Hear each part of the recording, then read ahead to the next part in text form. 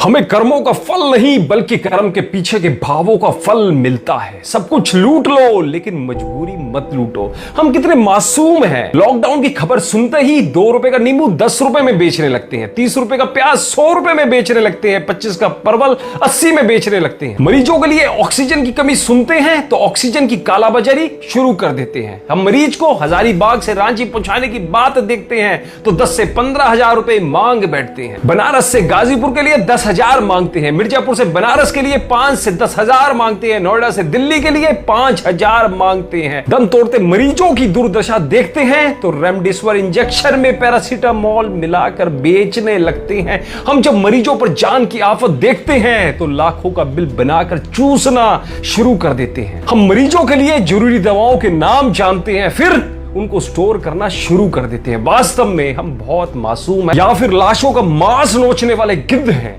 गिद्ध तो मरने के बाद अपना पेट भरने के लिए लाशों को नोचता है, पर हम तो अपनी तिजोरियां भरने के लिए जिंदा इंसानों को ही नोच नोच कर खा रहे हैं। कहां लेकर जाएंगे ऐसी दौलत, या फिर किसके लिए? कभी सोचा है आपने? एक बार सोचना जरूर। एक दिन हिसाब सबको देना पड़ेगा ईश्वर की अदालत में।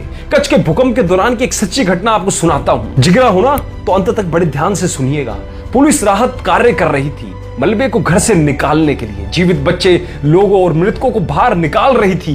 एक बूढ़ा आदमी एक सुंदर घर के मलबे के पास बाहर बैठा रो रहा था। मकान ढह गया, पुलिस आई, उसके पुत्र वधू का शव मलबे से निकाला। शरीर पर हर जगह गहने थे। पुलिस ने कहा, ये गहने रख लो, आपको काम आएंगे। फटी आंखों वाले उस आदमी ने कहा, ले लो, सब कुछ ले लो, जो करना है करो, लेकिन मुझे ये गहने नहीं चाहिए। पुलिस के लाख समझाने के बाद बूढ़े ने रोते हुए कहा, जब मोरबी का डैम टूटा था तब मैंने ये सारे गहने मृत लोगों के गले से लूट के अपने घर लाकर अपने पुत्र वधू को पहनाए थे। आज मेरी बहू ने वही गहने पहने हुए हैं जो मैं लूट के लाया था। मुझे कुछ नहीं चाहिए सर, मुझे कुछ नहीं चाहिए। वो बोलता बोलता तेज रोने लग गया और कहने लगा, आप ले लीजिए, आप रख लीजिए, आपको जो करना है, आपको जहां देना है आप दीजिए। कच्छ की इस कहानी को ध्यान में रखिए दोस्तों, और कोरोना के संकट के समय में मनुष्य की मजबूरी का लाभ ना उठाएं। इसलिए हमेशा याद रखें, हमारी कमाई हुई संपत्ति का बंटवारा कोई भी कर सकता है, लेकिन हमारे कर्मों का बंटवारा कोई नहीं कर सकता। हमारे द्वारा किए हुए कर्मों का फल हमें ही मिलेगा। कर्म की गठरी लाद के जग में फिरे इंसान, जैसा करे वैसा भरे, विधि का यही विधान। कर्म करे किस्मत बने, कर्म करे किस्मत बने, जीवन का ये मर्म।